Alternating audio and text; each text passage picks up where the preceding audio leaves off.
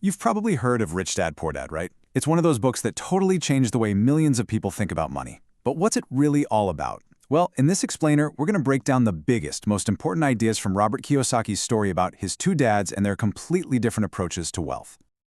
All right, so the whole story kicks off with a young Robert Kiyosaki, who kinda unusually had two father figures in his life. You've got his poor dad, that's his actual father, a super smart, highly educated guy who worked as a school teacher.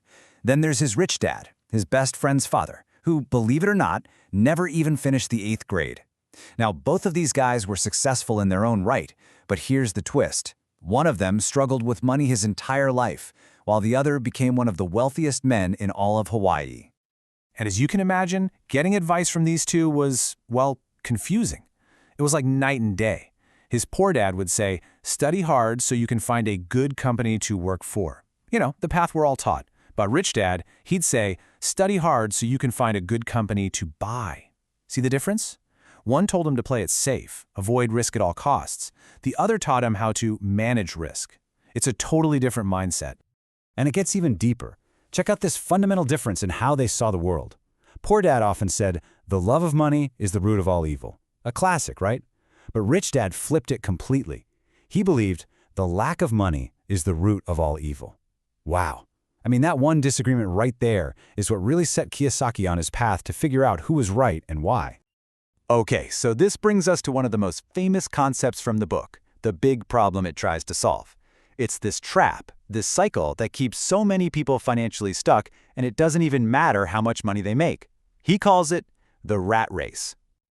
So what drives this rat race? According to Rich Dad, it all comes down to two super powerful emotions that basically run the show for most people: fear and greed. He says these two feelings are like puppet masters, pulling the strings on our financial decisions and keeping us running in circles without us even realizing it. Let's break that down. First, there's fear. The fear of not having enough money to pay the rent, buy groceries. That fear is what gets you out of bed every morning and pushes you to work hard for that paycheck. But then what happens? The paycheck hits your bank account and boom, desire kicks in. You start picturing a new car, a bigger TV, a nice vacation, and you spend it. Fear makes you earn it, desire makes you spend it. And just like that, you're stuck in this loop. And that's the cycle right there. You get up, you go to work, you pay your bills, and then the next day, you do it all over again. The crazy thing is, getting a raise or a better job doesn't actually fix it. It just makes the race faster. You just upgrade your lifestyle, buy more expensive stuff, and end up with bigger bills. The real trap isn't your salary, it's the pattern itself. Okay, so if we're all stuck in this rat race, how in the world do we get out? Well, Rich Dad's solution is actually built on one single golden rule. This is the foundation for everything he teaches. And here it is. It's all about understanding the difference between an asset and a liability. So what's an asset? Super simple. An asset is something that puts money in your pocket. That's it. It's something that makes you money even when you're not actively working. And a liability, of course, is the exact opposite. It's anything that takes money out of your pocket. And here's the kicker, the big mistake that keeps people stuck. Most people spend their whole lives buying liabilities, but they think they're buying assets. This is so important. Let's look at how money moves, the cash flow. For most people, a paycheck comes in, and where does it go? Whoosh, right back out again to pay for expenses and liabilities. The mortgage, the car payment, credit cards. But the rich do it differently. When they get income, the very first thing they do is buy assets. Then those assets generate more income. And what do they do with that new income? You guessed it, they buy more assets. It's a powerful wealth-building cycle. Their money is literally making them more money. All right, get ready, because this leads us to probably the most controversial idea in the entire book. It's one that challenges the core of what we're all taught to believe about homeownership. Rich Dad's logic is actually pretty straightforward. He asks, does the house you live in put money into your pocket every month? For most of us, the answer is a big no. In fact, it does the opposite. It takes money out of your pocket through the mortgage, property taxes, insurance, all the repairs. So by his definition, it's a liability, not an asset.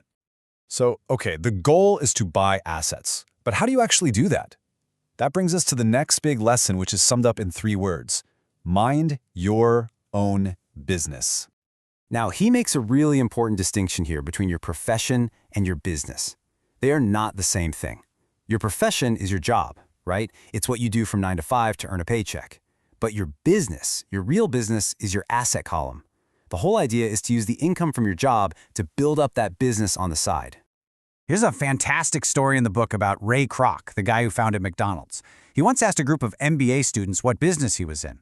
They all said, the hamburger business, and he just laughed. He told them, I'm not in the hamburger business. My business is real estate.